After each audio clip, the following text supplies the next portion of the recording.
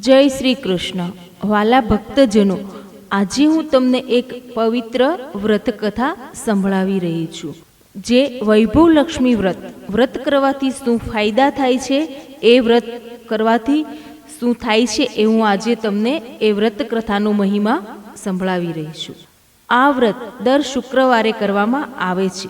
શુક્રવારે નાહી ધોઈ જયમાં લક્ષ્મીના જાપ કરવા, સાંજે દીવાબત્તી કરી હાથ પગ ધોઈ પાટલો ઢાળીને પૂર્વ દિશામાં મુખ રાખીને બેસવું. પાટલા પર ચોખાની ઢગલી પર તાંબાનો લોટો મૂકવો. વાટકીમાં સોનાનો કે ચાંદીનો દાગીનો કે રોકડા રૂપિયા મૂકવા. વ્રત કરનારે શ્રી યંત્રના દર્શન કરવા અને લક્ષ્મી સ્તવનનો પાઠ કરવો. તો ભક્તજનો, ચાલો આ વ્રત કેવી રીતે કરવું એ હું તમને, આ વ્રતના મહિમા શું છે એ હું તમને સંભળાવી રહી છું. એક મોટું શહેર હતું. આ શહેરમાં આજના જમાના પ્રમાણે લોકો પોતપોતાના કામમાં મશગુલ હતા. કુટુંબમાં પણ કોઈને કોઈની પડી નહોતી, તો પછી આડોશી પાડોશીમાંની તો વાત જ શી કરવી. ધાર્મિક પ્રવૃત્તિઓ અને દયા માયા શહેરના લોકોમાં ઓછા થઈ ગયા હતા. એને બદલે વ્યસન અને વ્યભિચારના ગુનાઓ વધવા લાગ્યા હતા. પરંતુ હજારો ખરાબ માણસોની વચ્ચે એકાદ સારો માણસ પણ વસતો હોય છે. આવા સારા માણસોમાં એક હતી મંજરી અને બીજો હતો મનુ. બંને પતિ પત્ની હતા. ધાર્મિક વૃત્તિના હતા અને સંતોષી હતા. વિનયી અને વિવેકી હતા. તેઓ હંમેશા નવરા પડે ત્યારે પ્રભુ ભજનમાં જ પોતાનો સમય ગાળતા. ગરીબ ગુરુબાને દાન પુણ્ય કરતા અને મદદ પણ કરતા, એટલે લોકો એમના વખાણ પણ કરતા. આમ એમના દિવસો આનંદમાં પસાર થઈ રહ્યા હતા અને સુખેથી પોતાનું જીવન જીવતા હતા. પરંતુ એમ કહેવાય છે ને કે કેટલીક વખત ભગવાનને પણ મનુષ્યના સુખની ઈર્ષ્યા આવે છે. ભગવાનની ઈચ્છાને પાર કોણ પામી શક્યું છે?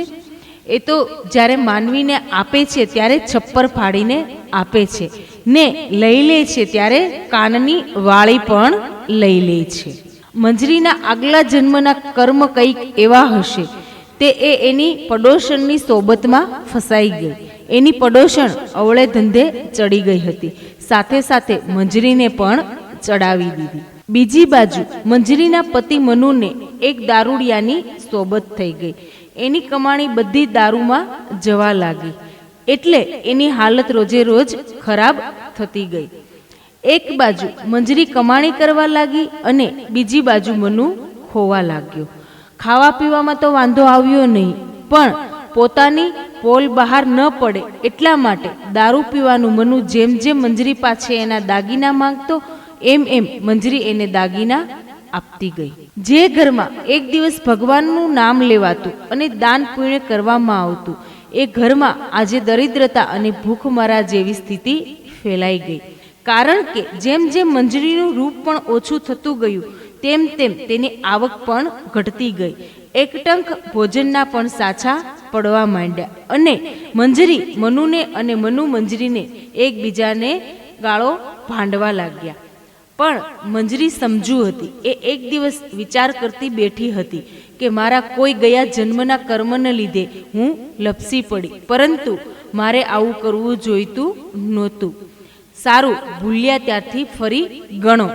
દુઃખ પછી સુખ ફરી આવવાનું જ છે, એટલે મારે હવે ભગવાન ઉપર શ્રદ્ધા રાખીને પ્રભુ ભક્તિમાં દિલ જોડવું જોઈએ. આમ મંજરી તો પોતાના અવળા માર્ગ ઉપરથી પાછી વળી ગઈ, પણ પોતાને રાત દિવસ ચિંતા થતી હતી કે અવળે માર્ગે ચડી ગયેલા પોતાના પતિને સવળે માર્ગે ચડાવવો કેમ. એ તો આખા દિવસમાં જે કંઈ થોડી ઘણી કમાણી કરતો હતો તે બધી દારૂમાં ઠાલવી દેતો હતો.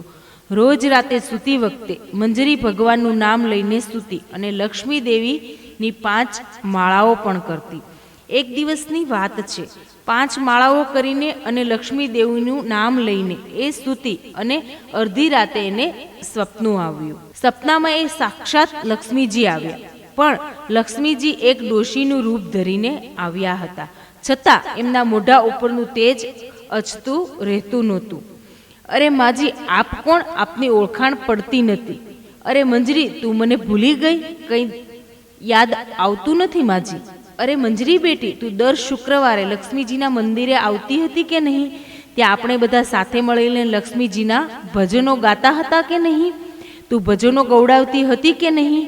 હા માજી, એ વાત સાચી, પણ મને યાદ આવતું નથી કે મેં એ તમને ત્યાં જોયા હોય. પણ તું હમણાંથી દેખાતી જ નથી ને પછી ક્યાંથી યાદ આવે? માં, મારી સ્થિતિ એવી થઈ ગઈ છે કે હું આવી શકું તેમ નથી. બેટા, હું બધું જ સમજી ગઈ છું. પહેલાં તો મને એમ થયું કે તું કદાચ સાજી માંદી હોઈશ, પણ પછી તપાસ કરતાં મને જાણવા મળ્યું કે… શું જાણવા મળ્યું માજી? મને જાણવા એ મળ્યું કે બેટી, તારો પતિ દારૂડિયો બની ગયો છે અને તારી આર્થિક સ્થિતિ બગડી ગઈ છે. આમ કહી માજીએ મંજરીના વાસામાં હાથ ફેરવવા માંડ્યો અને મંજરી ધ્રુસકે ધ્રુસકે રડવા લાગી. પછી માજીએ એને સાંત્વન આપતા કહ્યું, બેટી, તું ગભરાઈશ નહીં. સુખ અને દુઃખ એ તો માનવીના જીવનમાં આવ્યા જ કરે છે. તું ધીરજ રાખજે. હું પોતે જ લક્ષ્મી દેવી છું અને રૂપ બદલીને તારી ખબર કાઢવા આવી છું. તારો પતિ પણ થોડા વખતમાં સુધરી જશે, પણ તારે એક વ્રત કરવું પડશે. હું જરૂર વ્રત કરીશ. માં, મને કહો, મારે કયું વ્રત કરવાનું છે? જો તું લક્ષ્મીજીનું વ્રત કરે તો સૌ સારાવાના થઈ જશે. આ વ્રતને વૈભવ લક્ષ્મીનું વ્રત કહે છે. આ વ્રત કરનારના મનની તમામ આશા પૂરી થાય છે અને સુખ સંપત્તિ પાછી મળે છે. પણ માં, મારે આ વ્રત કેવી રીતે કરવું એ તે મને કહો. જો સાંભળ બેટી. આમ કહી માજીનું રૂપ ધરીને આવેલા લક્ષ્મી દેવીએ વ્રતની વિગત કહેવા માંડી. આ વૈભવ લક્ષ્મીનું વ્રત દર શુક્રવારે કરવામાં આવે છે.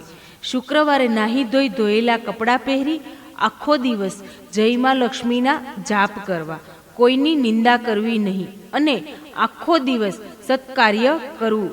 સાંજે દીવાબત્તી કરી હાથ પગ ધોઈ એક પાટલો ઢાળીને પૂર્વ દિશા સામે મોં રાખીને બેસવું. પાટલા ઉપર ધોયેલો રૂમાલ પાથરવો. આ રૂમાલ ઉપર ચોખાની નાની ઢગલી કરવી. આ ઢગલી ઉપર ચોખ્ખું પાણી ભરેલો ઉટકેલો તાંબાનો લોટો મૂકવો. લોટાની ઉપર એક નાનકડી વાટકી મૂકવી. આ વાટકીમાં એકાદ નાનકડો સોનાનો દાગીનો મૂકવો. સોનાનો દાગીનો ન હોય તો ચાંદીનો દાગીનો પણ ચાલે અને ચાંદીનો ન હોય તો પણ રોકડો સિક્કો પણ ચાલે. પછી એની આગળ ઘીનો દીવો પ્રગટાવીને મૂકવો અને અગરબત્તી પણ મૂકવી. પછી આ વ્રત કરનારે શ્રી યંત્રના દર્શન કરવા ને પછી શ્રી લક્ષ્મી સ્તવનનો પાઠ કરવો. આ પાઠ એવી રીતના કરવો: યા રક્તમ ભુજવાસિની વિલસિની ચંડાશુ તેજસ્વીની, યા રક્તા રુધિરાંબરા હરિસખી, યા શ્રી મનોલાહદિની, યા રત્ના કરમંથના તત્પ્રગટતિતા વિષ્ણુ સ્વયયાગિની, સામા પાતુ મનોરમા ભગવતી લક્ષ્મી સ્વ પદ્માવતી. લાલ કમળમાં રહેનારી, શોભા આપનારી, પ્રચંડ તેજ કિરણો ધરાવનારી, સંપૂર્ણપણે લાલ છે એવી રુધિર રંગી વસ્ત્રો ધારણ કરનારી, શ્રી વિષ્ણુ ભગવાનને પ્રિય એવી લક્ષ્મી મનને આનંદ આપે છે. પોતે વિષ્ણુ ભગવાનની પત્ની છે, પદ્મમાંથી જન્મેલી છે, અતિશય પૂજ્ય છે એવા હે લક્ષ્મી દેવી મારું રક્ષણ કરો. ત્યારબાદ વાટકીમાં જે દાગીનો કે રૂપિયો હોય તેને હળદર, કંકુ અને ચોખા ચડાવીને એની પૂજા કરવી. તે વખતે લાલ રંગનું ફૂલ ચડાવવું અને સાંજે બનાવેલી કોઈ પણ ગળી વસ્તુ પ્રસાદમાં ધરાવવી. એવી કોઈ વસ્તુ ન બનાવી હોય તો ગોળ અથવા સાકર પણ ચાલે.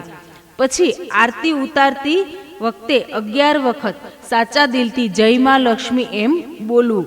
ત્યાર પછી પ્રસાદ વેચવો. પછી વાટકીમાંનો દાગીનો કે રૂપિયો લઈ લેવો અને લોટામાંનું પાણી તુલસીના ક્યારે રેડી દેવું. ચોખા જે ઢગલીમાં લીધા હોય તે પક્ષીને ચણમાં નાખી દેવા. આમ જો વિધિપૂર્વક આ વ્રત કરવામાં આવે તો જરૂર એનું ફળ મળે છે. માનવીનું દુઃખ દૂર થાય છે અને ધનની રેલમ શેલમ થાય છે. આ વ્રત 11 કે 21 શુક્રવાર પૂરા કરીને ઉજવવું.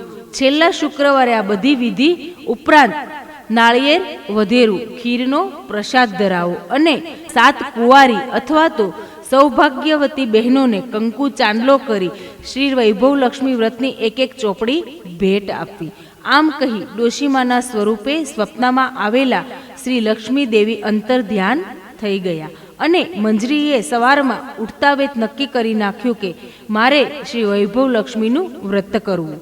પછીના શુક્રવારથી જ મંજરીએ આ વ્રત શરૂ કર્યું.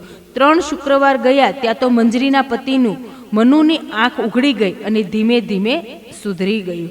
7 શુક્રવાર પૂરા થયા ત્યાં તો એ હતો એવો જ એવો સજ્જન માણસ બની ગયો અને 11 શુક્રવાર કરી મંજરીએ વ્રતનું ઉજવણું કર્યું. ત્યાં તો મંજરી હતી એવી જ સુખી થઈ ગઈ. મંજરીને અને મનુને શ્રી લક્ષ્મી દેવી જેવા ફળ્યા એવા સૌને ફળજો અને સૌને સુખ શાંતિ આપજો. બોલો જય વૈભવ લક્ષ્મી માતા.